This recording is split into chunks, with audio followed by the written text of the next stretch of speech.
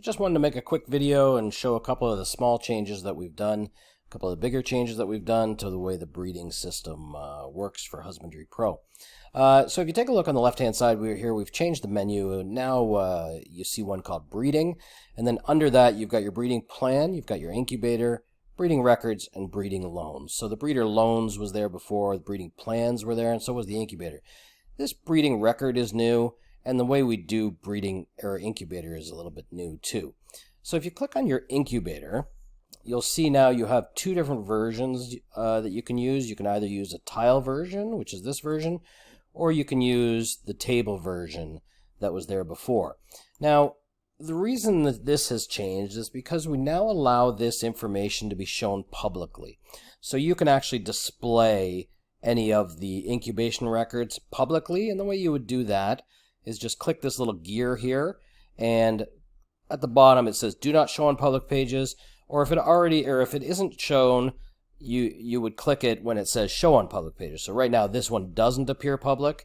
If I click that, it would appear public when you go to your public page. Now here's your public page. So this would be the Husbandry.Pro one. This is our test account. Go ahead and look in the home. There's the incubator there. Now there's the information for all the clutches in the incubator that you're showing public. Now a user can go and they can click on this and join a wait list, and they would type in their name, email, and a message. That would then show up under your system here under Commerce wait list right there. So they would be listed here on your wait list, the message, what clutch number they're interested in, the date they requested it. You can also use your wait list to add a record, and that they didn't initiate, you initiated and put them on the wait list.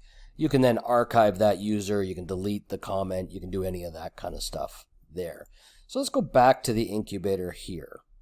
Now after you've created this incubation record, you can create it either with a reproduction activity on a female, or you can create it manually. Once you create this record, you can then create what's called a breeding record for it, or a birthing record is what they've been commonly called also.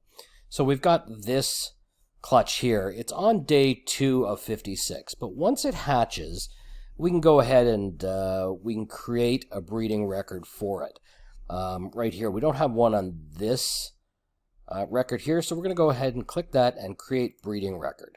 And what that'll do is it'll allow you to name the breeding record. So, great clutch for me is what I would call it.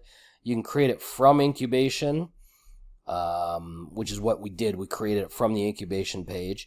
And then it would be clutch, the number of eggs. So all that is passed over from the incubation record here.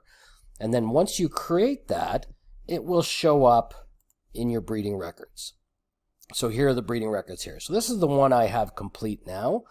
And right now, so when you initially create it, it would be an in progress birthing record, because a lot of the times you wouldn't have all the results and it wouldn't be complete.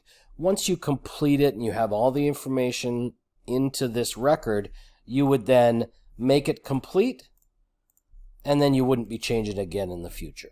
Okay, you can also, just like the incubation records, show these public or not, but you would change that only when it's in progress. So we would go and we would edit the record, and then there's all the information, and then down here, display it public or not, and that's what you would click to show it on the public pages. So that's how it would show over here. Now it's kind of a smart system too, so when you've created an a breeding record from the incubation record, you could click on this and it would go and it would show publicly there. So don't forget, there's the public pages, then your private pages. You don't need to use these public pages at all. You can simply use this for your private system only. And if you take a look here on the incubation page, this is where you would set all that up, whether you even want to use it. Do you want to, what you want to display on the incubation record and things like that, whether there's even the link on the store or not. You may not even want to have it public. You may just want to have it private. But basically, this allows you to keep in-depth, detailed records of clutches that you've created in the past. You can show them online, or you can keep them private if you want, but it just builds out the whole record-keeping system much more. We're going to be adding litter also to it shortly, so we won't have the clutches, obviously, for an animal that gives live birth, but you will be able to create the breeding records for those animals. And what you would simply do is click Add Here, and it would be a fresh record then. And we wouldn't have the clutches and things like that. So that's coming in the next version, which is out in about another 2 weeks. You'll be able to do your live records also. And again, you can create those from breeding records, you can create those from activities that you post on the animal, or you can create them directly on these pages. Okay? It's a feature that we're building out. You're going to see a lot of changes to it. I hope you enjoy.